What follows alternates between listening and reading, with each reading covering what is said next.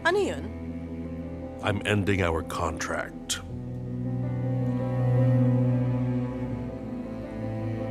What do you mean? Ang sabi ko sa'yo, nagkaayos na kami ni Halit ngayon. We can get divorced now. Wait a minute. And you're only telling me about this now? Kanina lang kami nagkaayos. Bakit ba? Sorry, but did I miss something? Sabihin mo nga sa akin, ha? Kahapon lang sinasabi mo, sisirain mo si Halit. At handa kang gawin ang lahat para mangyari yun. Anong nangyari dun?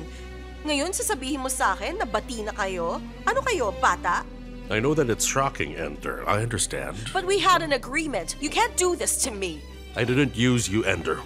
Nakalimutan mo na ba na ikaw ang nagplano ng lahat ng to? Nakinabang ka rin naman, di ba? Manggagamit ka. Kaya ka rin naman pumayag dahil makikinabang ka rin dahil lang yun sa business at alam mong matatapos rin to.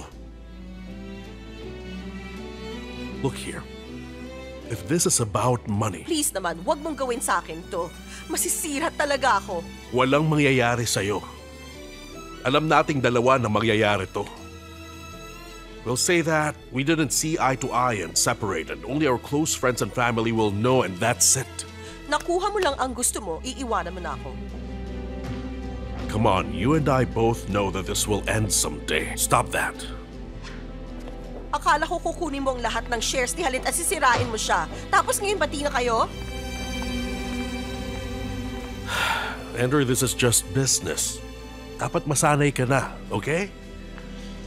Pero para sa akin, hindi lang business to. Ngayon magkasundo na kayo ni Halit. Iiwan mo na lang ako? Ganun ba? I'm really sorry, Ender. Okay. So babalik na lang ako sa dati kong buhay kasi hindi ka tumupad sa usapan. Ender, I don't owe you anything. Oo, pero nagsinungaling ka sa akin. If I knew na magbabati din kayo, I wouldn't have agreed to this. I'll get the papers ready tomorrow. Sige lang. Sige lang. Kainis. Nakakainis talaga.